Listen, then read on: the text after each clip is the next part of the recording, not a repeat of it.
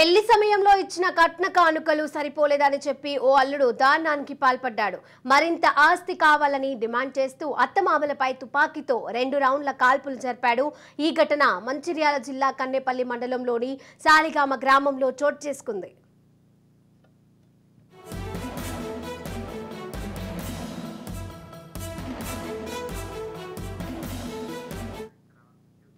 సమాచారం అందుకున్న పోలీసులు ఘటనా స్థలానికి చేరుకొని దర్యాప్తు చేపట్టారు.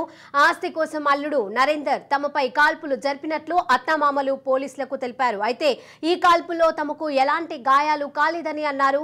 బుల్లెట్లు గోడకు తగిలాయని చెప్పారు. కాల్పుల అనంతరం నరేందర్ పారిపోయినట్లుగా పోలీసులకు తెలిపారు. విచారణ కొనసాగుతోందని ఏసీపీ రవికుమార్ పేర్కొన్నారు.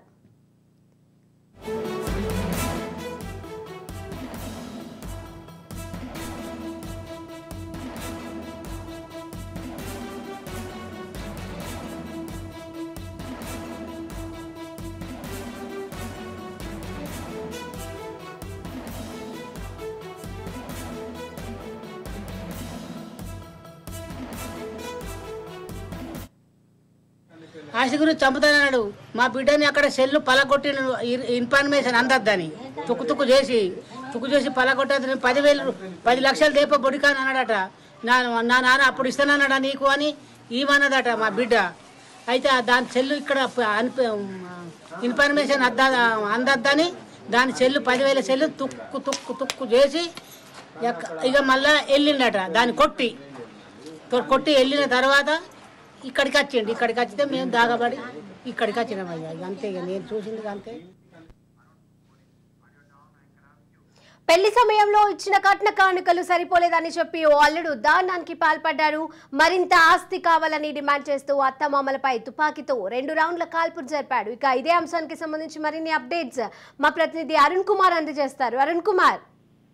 రైట్, శిరాశ మంచిర్యాల జిల్లాలో తుపాకుల కాల్పుల కలకలం అయితే ఆందోళన కలిగిస్తా ఉన్నది. ముఖ్యంగా కూడా మంచిర్యాల జిల్లాకు సంబంధించి కూడా బెల్లంపల్లి ఏదైతే కన్నెపల్లి మండలం సాలిగామలో కూడా ఒక అత్తగారి ఇంట్లో కూడా అల్లుడు అత్తమామపై కూడా తుపాకీతో 2 రౌండ్ల కాల్పులు జరిపి కాల్పులలో కూడా అత్తమామ ఇద్దరు కూడా ఎవరు కూడా గాయపడలేదు, తప్పించుకోవడం జరిగింది. అయితే 2017 బెల్లంపల్లి మండలం కన్నెపల్లి ఏదైతే గురిజాలకు చెందినటువంటి నరేందర్ కూడా ఏదైతే అక్కడ సాలిగామకు చెందినటువంటి బేబీతో కూడా 2017 పెళ్లి కావడం జరిగింది. ఇద్దరికి 2 పిల్లలు కూడా ఉన్నారు, పాప బాబు. అయితే గత 2017 నుంచి కూడా అత్తమామను కూడా అదనపు కట్నం కోసం కూడా నరేందర్ వేధిస్తా ఉన్నాడు. ఈ నేపథ్యంలోనే పెద్దలు సర్ది చెప్పి కూడా వాళ్ళిద్దరిని కూడా సర్ది చెప్పడం జరిగింది. దాంతో కూడా భార్యాభర్తలు ఇద్దరు కూడా కరీంనగర్ జిల్లాకు సంబంధించి కరీంనగర్ టౌన్ లో కూడా బేబీ ఒక ప్రైవేట్ హాస్పిటల్ కూడా నర్స్ గా పనిచేస్తా ఉన్నారు. అయితే ఈ నేపథ్యంలోనే ఆ మీద గత కొన్ని 2 సంవత్సరాల నుంచి కూడా తీవ్రమైన వేధింపులకు పాల్పడతా ఉన్నాడు అని చెప్తా ఉన్నారు. అయితే అక్కడ జులైగా తిరిగేటువంటి నరేందర్ కూడా గత 3 నెలల క్రితమే అదనపు కట్నం తేవాలంటూ కూడా బేబీని కూడా తుపాకీతో బెదిరించడం జరిగిందని కూడా బేబీ తెలిసినటువంటి పరిస్థితి. అయితే ఈ నేపథ్యంలో నిన్న రాత్రి కూడా అత్తగారింటికి చేరుకున్నటువంటి నరేందర్ తాగినటువంటి మత్తులో కూడా ఇటు అత్తమామలపై కూడా కాల్పులు జరిపి ఆ కాల్పుల శబ్దానికి గ్రామస్తులందరూ కూడా తేరుకోవడంతో కూడా అక్కడి నుంచి పరారైన. అయితే ఈ నరేందర్ తో పాటు నరేందర్ కు సంబంధించినటువంటి మరొక మిత్రుడు మహేష్ అనేటువంటి మిత్రుడు కూడా ఆయనకు సహకరించినట్టు కూడా వాళ్ళు అయితే గ్రామస్తులతో పాటు అత్తమామలు తెలుపుతున్నటువంటి పరిస్థితి. సంఘటన పోలీసులు నరేందర్ దగ్గరకు అసలు తుపాకీ ఏ విధంగా వచ్చింది?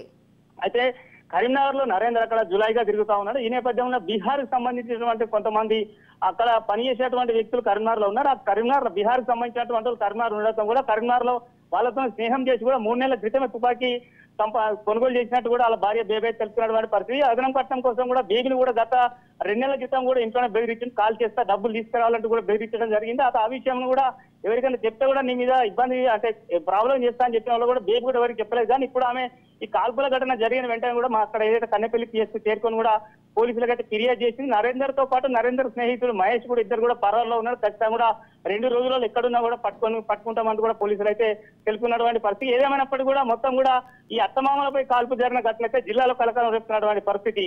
Sirisha. Right, thank you Arun Kumar.